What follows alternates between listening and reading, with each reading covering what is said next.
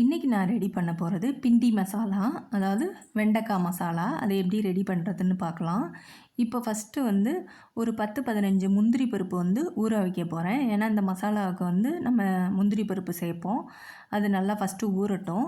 இப்போ வந்து வெண்டைக்காய் வந்து தேவையான அளவு எடுத்துருக்கேன். ஒரு 1/4 கிலோ இருக்கும், இல்லாட்டி அது கொஞ்சம் கூட கூட இருக்குன்னு வச்சுக்கோங்களேன். இந்த கிராஸாக கட் பண்ணியிருக்கேன். கிராஸாக கட் பண்ணிவிட்டு இதை வந்து நம்ம வதக்க போகிறோம். ஒரு ஸ்பூன் வந்து எண்ணெய் ஊற்றிட்டு நல்லா வதக்கிடலாம். கருகிடக்கூடாது. நமக்கு வந்து வெண்டைக்காய் வந்து உடஞ்சிடக்கூடாது. அதனால் அரைப்பதத்துக்கு நல்லா வதக்கிடுங்க. வதக்கிட்டு இப்போ என்ன பண்ண போகிறோம்னா, இந்த பாருங்கள், இந்த அளவு இருந்தால் போதும். வழுவழுப்பு இல்லாமல் இருந்தால் போதும். இப்போ வந்து தாளிக்கிறதுக்கு வந்து தேவையான அளவு கொஞ்சம் எண்ணெய் எடுத்துருக்கேன். பட்டர் வந்து கொஞ்சம் ஜாஸ்தியாக எடுத்துருக்கேன். நீங்கள் எவ்வளோ எடுத்துணுமோ அந்த அளவு எடுத்துக்கோங்க. இப்போ இது நல்லா மெல்ட் ஆனதுக்கப்புறம் தாளிக்கிறதுக்கு வந்து 1/2 ஸ்பூன் வந்து ஜீரகம் எடுத்துருக்கேன். ஒரு இலை, 2 ஏலக்காய் எடுத்துருக்கேன். இதுதான் தாளிக்கிறதுக்கு. இப்போ என்ன பண்ண போகிறேன்னா, பெரிய வெங்காயம் இருக்கு இல்லையா, அது வந்து 2 குட்டி குட்டியாக கட் பண்ணி வச்சுருந்தேன். அதையும் இதில் சேர்த்துட்டு நல்லா வதங்கிடட்டும். வதங்கினதுக்கப்புறம் இதுக்கு இஞ்சி பூண்டு பேஸ்ட் இருக்கு இல்லையா, ஒரு 1/4 டேபிள் ஸ்பூன் போட்டிருக்கேன். அதையும் நல்லா வதங்கினதுக்கப்புறம் 2 பெரிய தக்காளியாக எடுத்திருக்கேன். அதை குட்டி குட்டியாக நறுக்கி இதில் சேர்த்துடலாம். சேர்த்துட்டு இது எல்லாமே நல்லா வதங்கட்டும்.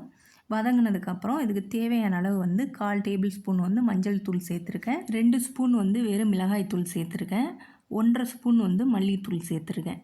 இதுக்கு என்ன பண்ண போகிறோன்னா, 2 கிளாஸ் மட்டும் தண்ணி ஊற்றினா போதும், ரொம்ப வேண்டாம்.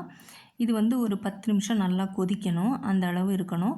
இப்போ வந்து இதுக்கு தேவையான அளவு உப்பு போட்டுட்டு இதை நம்ம மூடி வச்சிடலாம். ஒரு 10 நிமிஷம் நல்லா கொதித்து வரட்டும். இப்போ நல்லா மூடி வச்சதுக்கப்புறம் 10 நிமிஷத்துக்கு ஆனதுக்கப்புறம் நான் ஓப்பன் பண்ணி பார்த்துருக்கேன்.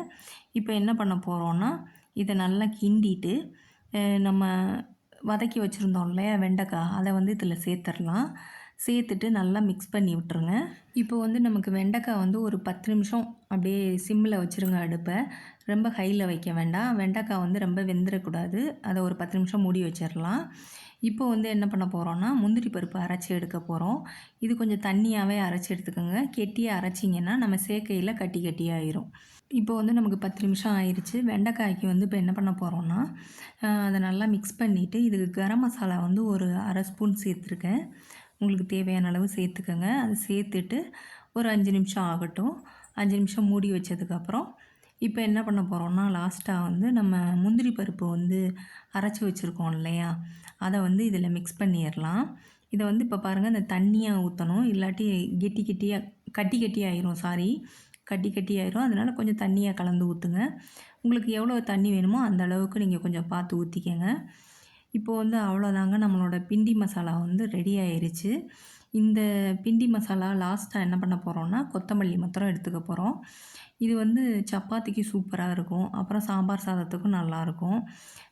குட்டி பசங்க வந்து வெண்டைக்காய் சாப்பிட மாட்டாங்க இல்லையா, இந்த மாதிரி செஞ்சு கொடுங்க, அவங்க சாப்பிடுவாங்க.